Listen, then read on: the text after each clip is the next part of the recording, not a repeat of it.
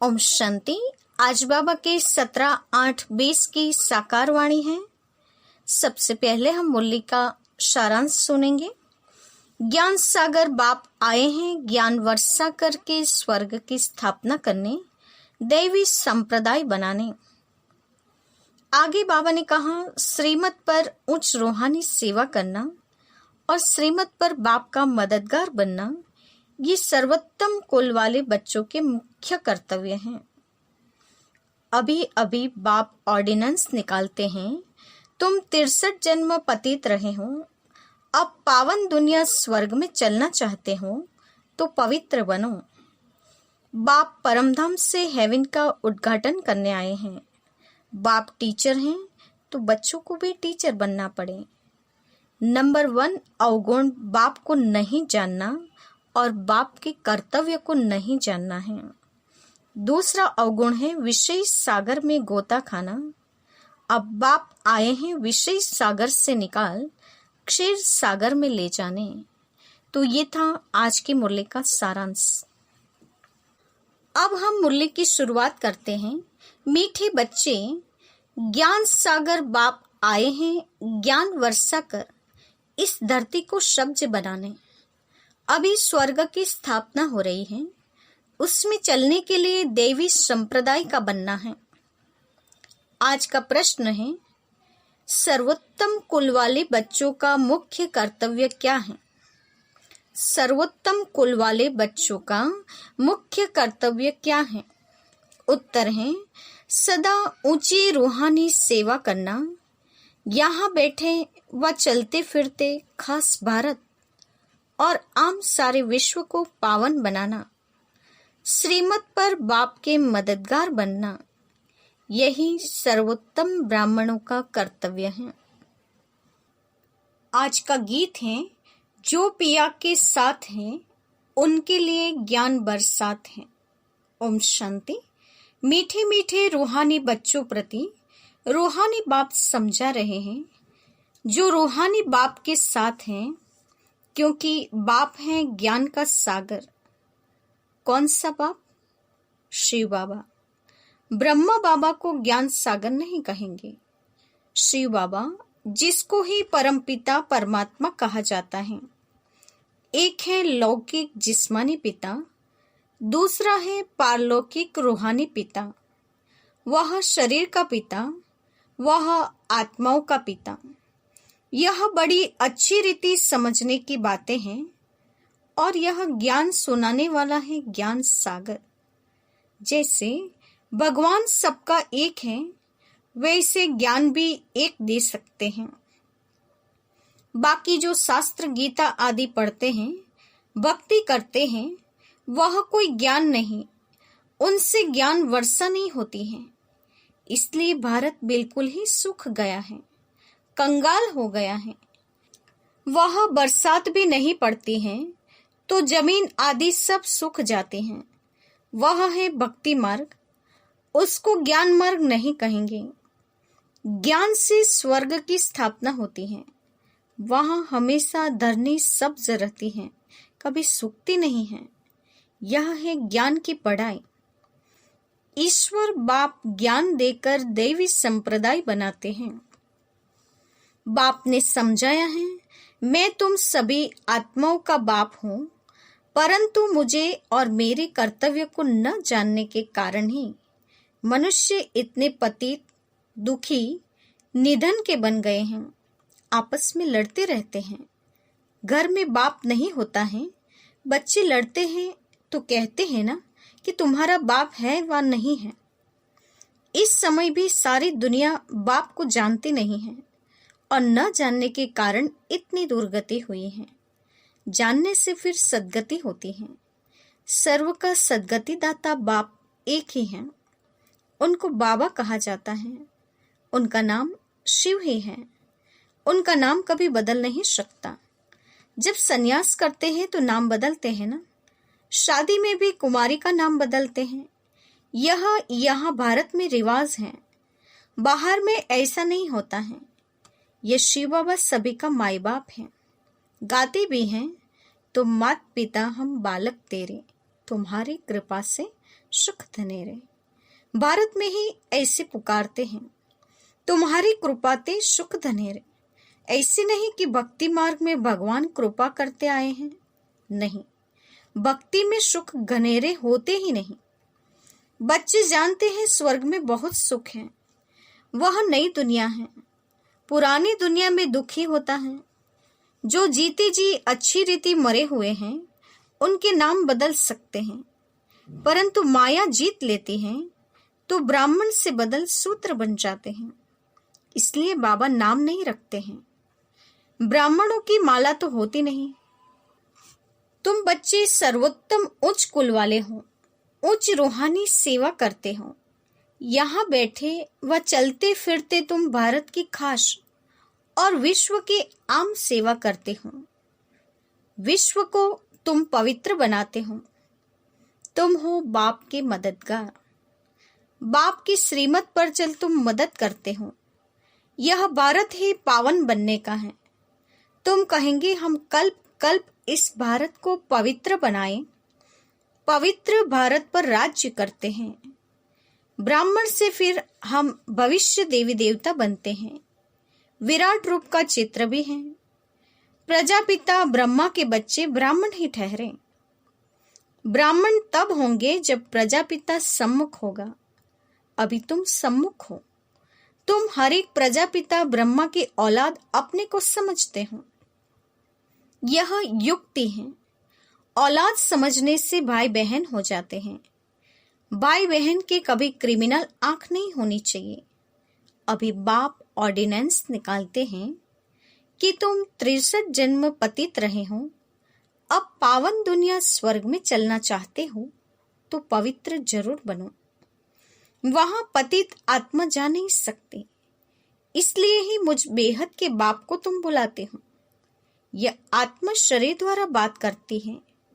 शिव बाबा भी कहते हैं मैं इस शरीर द्वारा बात करता हूँ, नहीं तो मैं कैसे आऊं।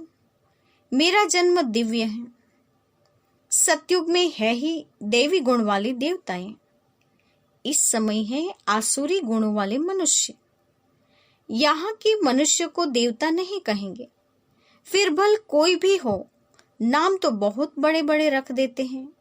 साधु अपने को श्री श्री कहते हैं और मनुष्य को श्री कहते हैं, क्योंकि खुद पवित्र हैं, इसलिए श्री श्री कहते हैं।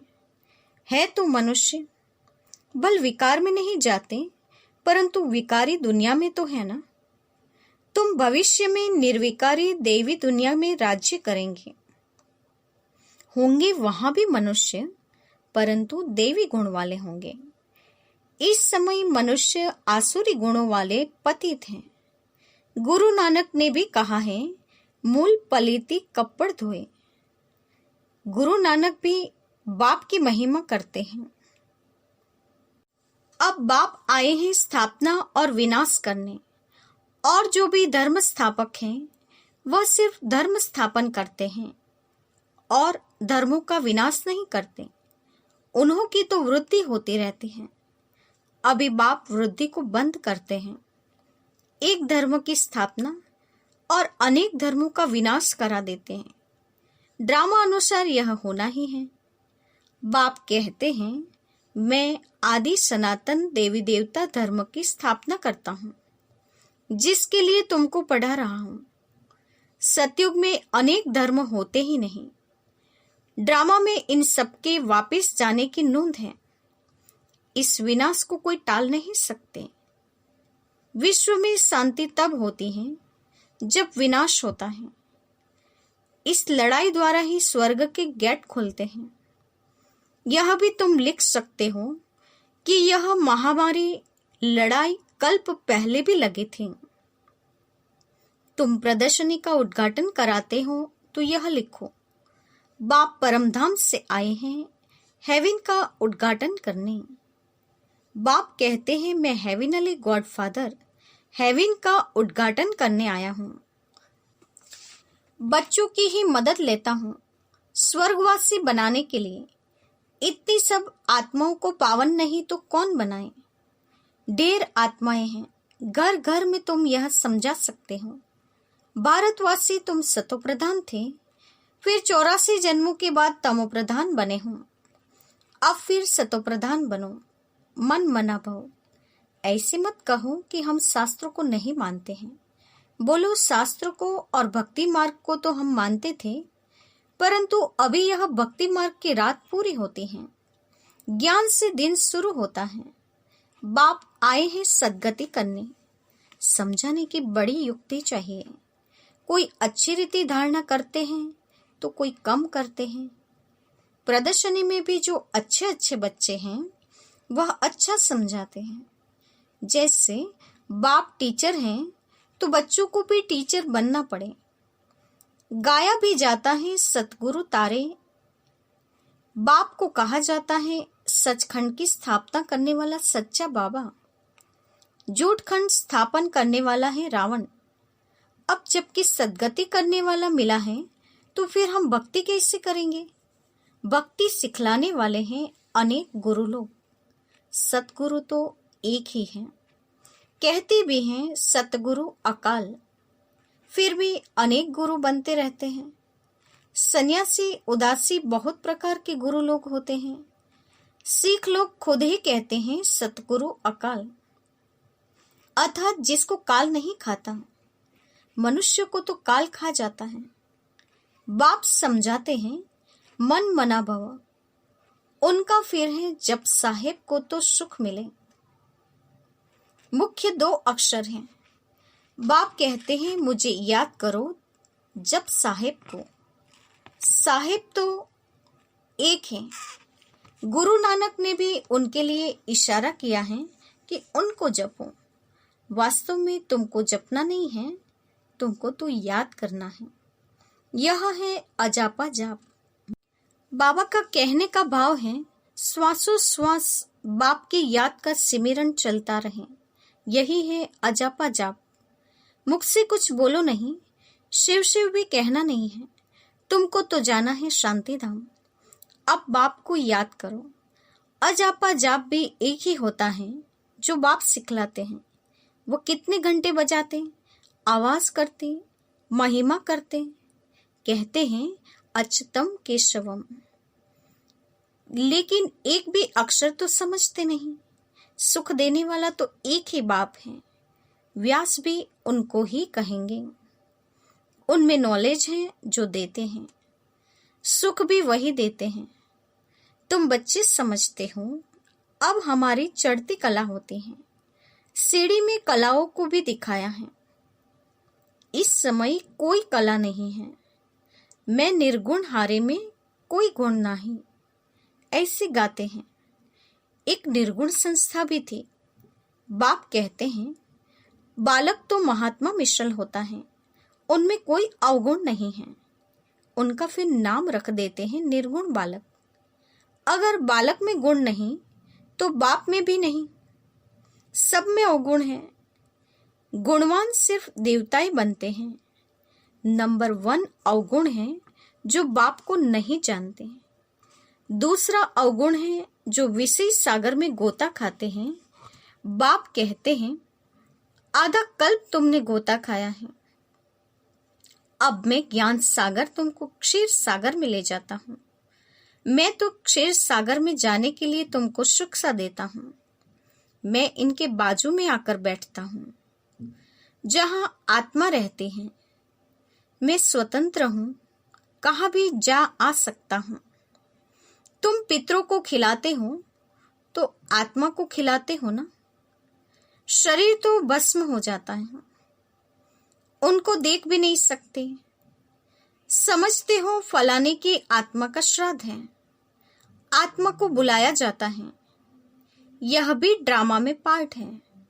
कभी आती हैं, कभी नहीं भी आती हैं। कोई बताते हैं, कोई नहीं भी बताते हैं। यहाँ भी आत्मा को बुलाते हैं, आकर बोलती हैं, परंतु ऐसे नहीं बताते कि फलानी जगह जन्म लिया है। सिर्फ इतना कहेगी कि हम बहुत सुखी हैं, अच्छे घर में जन्म लिया है। अच्छे ज्ञान वाले बच्चे अच्छे घर में जाएंगे, कम ज्ञान वाले कम पद पाएंगे। बाकी सुख तो है। राजा बनना अच्छा है या दासी बनना अच्छा है? राजा बनना है तो इस पढ़ाई में लग जाओ। दुनिया तो बहुत गंदी है। दुनिया के संग को कहेंगे कुसंग। एक सत का संग ही पार करता है, बाकी सब संग डुबोते हैं। बाप तो सबकी जन्म पत्री जानते हैं ना। यह पाप की दुनिया है, तब तो पुकारते हैं और कहीं ले चलो। इसीलिए गायन करते हैं, इस पाप की दुनिया से दूर कहीं तू ले चल ले चल। अब बाप कहते हैं, मीठे मीठे बच्चों, मेरा बनकर फिर मेरी मत पर चलो। यह बहुत गंदी दुनिया है, करप्शन है, लाखों करोड़ों रुपयों की ठगी होती है। अब बाप आए हैं बच्चों को स्वर्ग का मालिक बनाने, तो अथाह खुशी होनी चाहिए ना। वास्तव में यह है सच्ची गीता। फिर यह ज्ञान प्रायः लोप हो जाएगा। अभी तुमको यह ज्ञान है, फिर दूसरा जन्म लेंगे तो ज्ञान खलास। फिर है प्रारब्ध। तुमको पुरुषोत्तम बनाने के लिए बाप पढ़ाते हैं। अभी तुमने बाप को जाना है। अब अमरनाथ की यात्रा होती है। बोलो, जिनको सूक्ष्म वतन में दिखाते हो वह फिर स्थूल वतन में कहां से आया? पहाड़ आदि तो यहां है ना, वहां पतित हो कैसे सकते? जो पार्वती को ज्ञान देते हैं, बर्फ का लिंग बेड हाथ से बनाते हैं, वह तो कहां भी बना सकते हैं। मनुष्य कितने धक्के खाते हैं, समझते नहीं हैं कि शंकर के पास पार्वती कहां से आई जो उनको पावन बनाएंगे। शंकर कोई परमात्मा नहीं, वह भी देवता है। मनुष्य को कितना समझाया जाता है, फिर भी समझते नहीं। पारस बुद्धि बन नहीं सकते। प्रदर्शनी में कितने आते हैं, कहेंगे नॉलेज तो बहुत अच्छी है, सबको लेनी चाहिए। अरे तुम तो लो, कहेंगे हमको फुर्सत नहीं। प्रदर्शनी में यह भी लिखना चाहिए कि इस लड़ाई के पहले बाप स्वर्ग का उद्घाटन कर रहे हैं। विनाश के बाद स्वर्ग के द्वार खुल जाएंगे। बाबा ने कहा था, हर एक चित्र में लिखो पारलौकिक परमपिता परमात्मा त्रिमूर्ति शिव भगवानोवाच। त्रिमूर्ति न लिखने से कहेंगे शिव तो निराकार है, वह कैसे ज्ञान देंगे? तो समझाया जाता है, यही पहले गोरा था, कृष्ण था, फिर अब सावरा मनुष्य बना है। अब तुमको मनुष्य से देवता बनाते हैं। फिर हिस्ट्री रिपीट होनी है। गायन भी है, मनुष्य से देवता किए करत न लागी वार। फिर सीढ़ी उतर मनुष्य बनते हैं। फिर बाप आकर देवता बनाते हैं। बाप कहते हैं, मुझे आना पड़ता है। कल्प कल्प कल्प के संगम युगे आता हूं। युगे युगे कहना रॉन्ग है। मैं संगम युग पर आकर तुमको पुण्य आत्मा बनाता हूं। फिर रावण तुमको पाप आत्मा बनाते हैं। बाप ही पुरानी दुनिया को नई बनाते हैं। ये सारी समझने की बातें हैं। अच्छा, मीठे मीठे सिकिलते बच्चों के प्रति माता पिता बाप दादा का याद प्यार और गुड मॉर्निंग। रूहानी बाप की रूहानी बच्चों को नमस्ते। हम रूहानी बच्चों की रूहानी माता पिता बाप दादा को याद प्यार और नमस्ते। पूरी मुरली का धारणा युक्त मुख्य सार। पहले पॉइंट, बाप के समान टीचर बनना है। बड़ी युक्ति से सबको इस जुट खंड से निकाल सचखंड में चलने के लायक बनाना है। दुनिया का संग कुसंग है, इसलिए कुसंग से किनारा कर एक सत का संग करना है। उच्च पद के लिए इस पढ़ाई में लग जाना है। एक बाप की मत पर ही चलना है। आज का वरदान है, संतुष्टता द्वारा सर्व से प्रशंसा प्राप्त करने वाले सदा प्रसन्न चित्त भव। संतुष्टता द्वारा सर्व से प्रशंसा प्राप्त करने वाले सदा प्रसन्न चित्त भव।